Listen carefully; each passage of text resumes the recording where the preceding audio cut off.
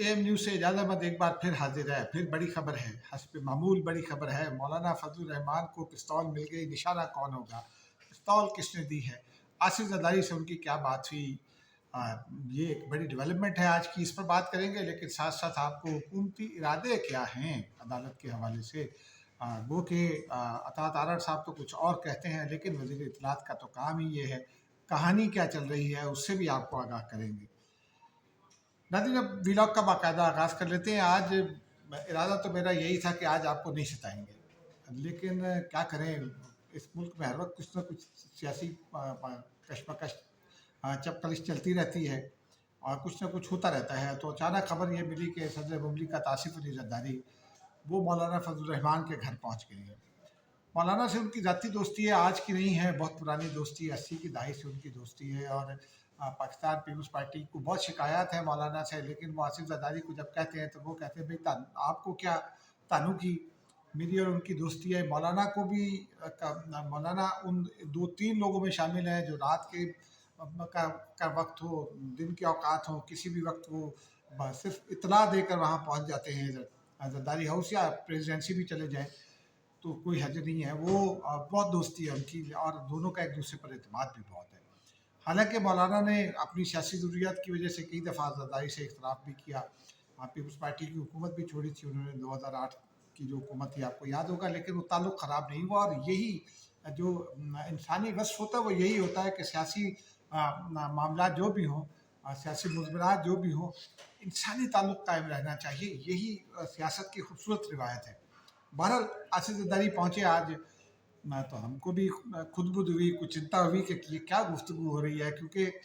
एक तो फैक्ट ये है कि इस वक्त और मेरी इत्तला के मुताबिक अब से कुछ देर के बाद जब मैं ये व्लॉग रिकॉर्ड कर रहा हूँ,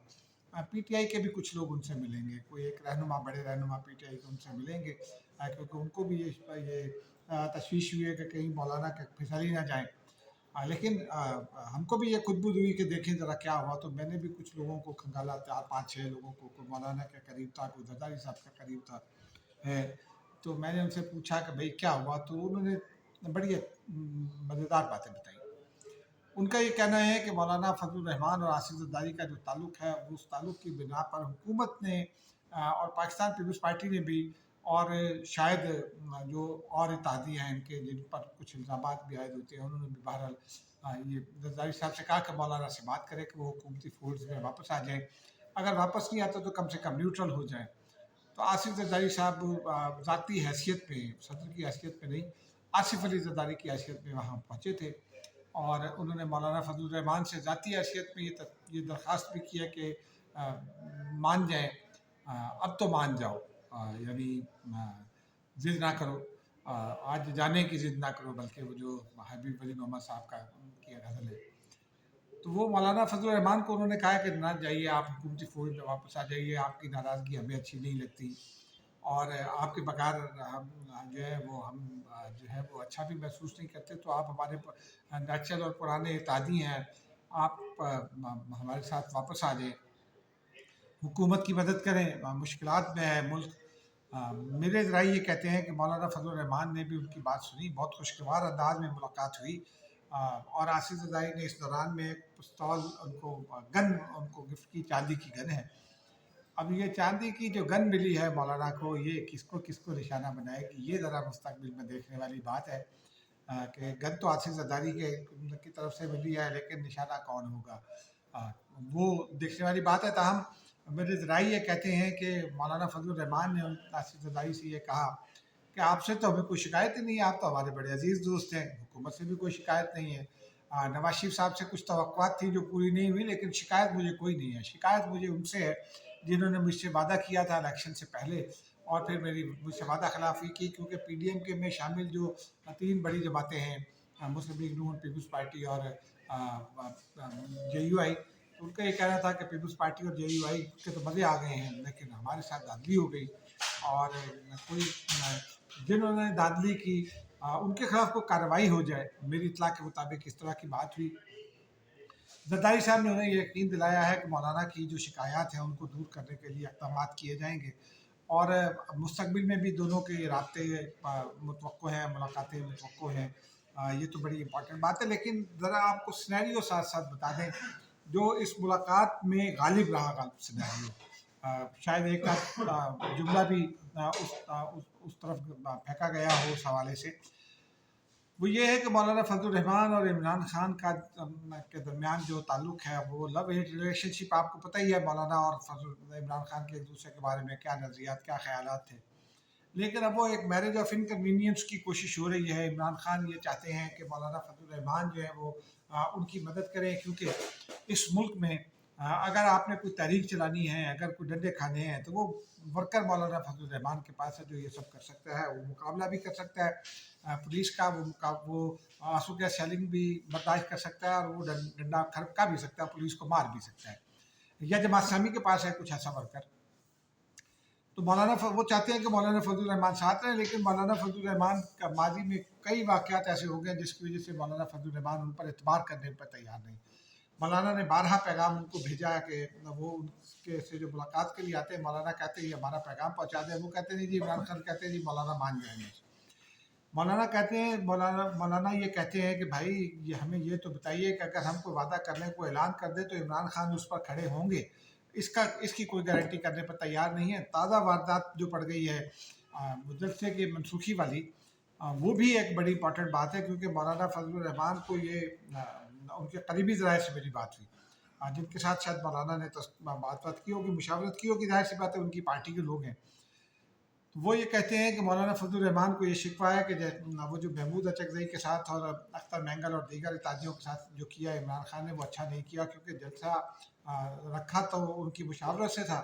لیکن منسوخ اچانک کر دیا، ان کو ہوا تک نہیں لگنے دی۔ منسوخی کے بعد ان کو پتہ چلا وہ بھی نالاں ہیں، مولانا بھی نالاں ہے، اور مولانا اس بات پر تیار نہیں ہے کہ وہ عمران خان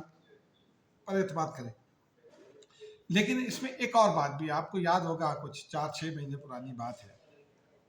ہم نے ایک بار آپ کو یہ بتایا تھا کہ مولانا عمران اتحاد نہیں ہو سکتا۔ اب آپ کو یہ خبر دے رہے ہیں کہ مولانا فضل الرحمان اور عمران خان کا اتحاد جو ہے وہ ایک خواب بن گیا ہے، وہ عمران خان کا خواب ہوگا، لیکن مولانا فضل الرحمان اپنی سیاست کریں گے،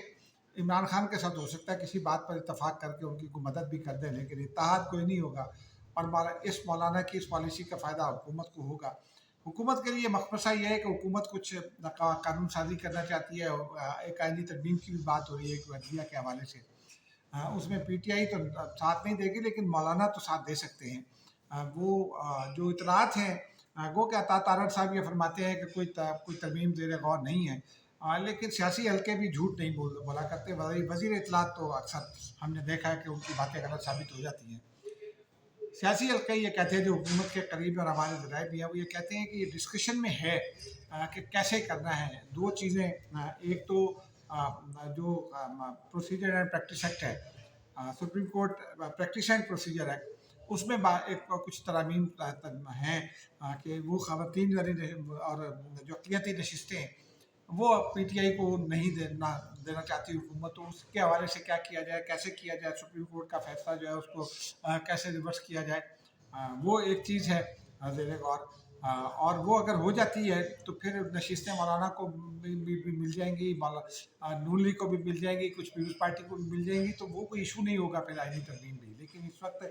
ہم نے آپ کو کل بھی بتایا تھا کہ 5 سینٹ پہ اور 4 غالباً قومی اسمبلی میں کم ہے 2/3 میجورٹی میں حکومت کے پاس، تو اس طرح سے وہ معاملہ ہو سکتا ہے۔ لیکن ایک اور معاملہ بھی زیر غور ہے، وہ کہ جو ججز ہیں، وہ ججز جن کو حکومت اپنا مخالف سمجھتی ہے، جنہوں نے اپنے کنڈکٹ سے کچھ یہ ثابت کیا کہ وہ عمران خان کا ساتھ دینا چاہتے ہیں، ان کے ونگز کیسے کلپ کیے جائیں، یعنی اس میں 2 تجاویز زیر غور ہیں۔ وہ جو قاضی فائز عیسیٰ کی بڑھانے کی مدت بات ہو رہی ہے، وہ تو قاضی صاحب نے کہہ دیا ہے کہ مجھے ایکسٹینشن نہیں چاہیے، اور اگر آپ نے مجھے ایکسٹینشن دے دی ہے تو پھر آنے والے ہر چیف جسٹس کو ایکسٹینشن دینی پڑے گی آپ کو، یہ کچھ تحریری کریں۔ تو یہ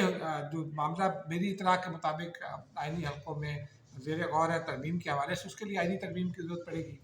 اس کو ٹینیور پوسٹ کر دیا جائے چیف جسٹس کے عہدے کو، جیسے آرمی چیف کی ہے، جیسے آڈیٹر جنرل کی ہے، جیسے چیئرمین نیب کی ہے،